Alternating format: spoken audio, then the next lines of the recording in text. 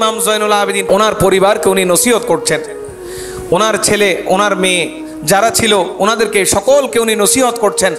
বৎস তোমরা শুনে রাখো, তিনি বলেন অনেক মানুষ আছে নামাজ পড়বে জাহান্নাম থেকে বাঁচার জন্য। ওই মানুষগুলো কিসের নিয়ে জানো? ওই মানুষগুলো গোলামের নিয়ে। বলে গোলাম কিরকম? গোলাম সব সময় কাজ করে মালিকের প্রহার থেকে বাঁচার জন্য, মালিক যে মারধর করবে বকাঝকা করবে এর থেকে বাঁচার জন্য গোলাম সব সময় মালিককে সন্তুষ্ট করতে চায়। ঠিক তেমনি ভাবে এমন কিছু মানুষ আছে যে মানুষগুলো জাহান্নাম থেকে বাঁচার জন্য নামাজ পড়ে। পক্ষান্তরে তিনি আবার বললেন, ওহে আমার বৎসরা শুনে রাখো, আর কিছু মানুষ আছে জান্নাত পাওয়ার লোভে নামাজ পড়ে জান্নাত পাওয়ার জন্য। এই মানুষগুলো কিরকম জানো? এই মানুষগুলো হচ্ছে ব্যবসায়ীর নিয়ে।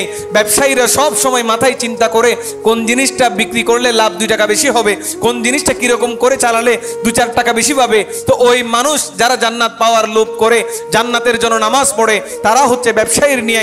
তোমরা জাহান্নামের ভয়ে নামাজ পড়বে না, জান্নাত পাওয়ার লোভেও নামাজ পড়বে না। জান্নাত জাহান্নামের মালিক যিনি যিনি আমাদেরকে সৃষ্টি করেছেন ওই মালিকের প্রেমে তোমরা নামাজ পড়বে। নামাজটা দরকার। একদিন হযরত রাবিয়া বসুরি তিনি এক হাতে মশাল নিলেন আর এক হাতে পানি নিলেন। ওহে রাবিয়া বসরি কোথায় চলে যাচ্ছ? তখন তিনি বলেন, আমি চলে যাচ্ছি আল্লাহর জান্নাত যত আছে জান্নাতগুলোকে জ্বালিয়ে ফেলবো, জাহান্নাম যেগুলো আছে ওই জাহান্নামগুলোকে পানি মেরে বন্ধ করে দিব। সুবহানাল্লাহ। বলে কেন? বলে আমি দেখতে পাচ্ছি এলাকার মধ্যে সমস্ত মানুষ আল্লাহর ভয়ে নামাজ পড়ছে না, আল্লাহকে পাওয়ার জন্য নামাজ পড়ছে না। মানুষ নামাজ পড়ছে জাহান্নাম থেকে বাঁচার জন্য, মানুষ নামাজ পড়ছে জান্নাত পাওয়ার জন্য। আমি রাবিয়া বসরি জাহান্নাম জান্নাত পাওয়ার জন্য নামাজ পড়ছি না।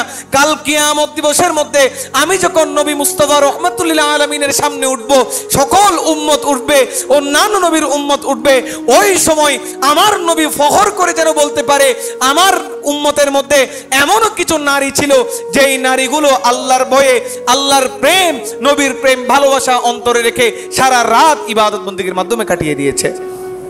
সেই জন্য আমি রাবিয়া বসরি আজকে হাতের মধ্যে পানি নিয়েছি, আল্লাহর যত জাহান্নাম আছে সমস্ত জাহান্নামকে আজকে পানি দিয়ে বন্ধ করে দিব, জাহান্নামের আগুন পানি দিয়ে বন্ধ করে দিব।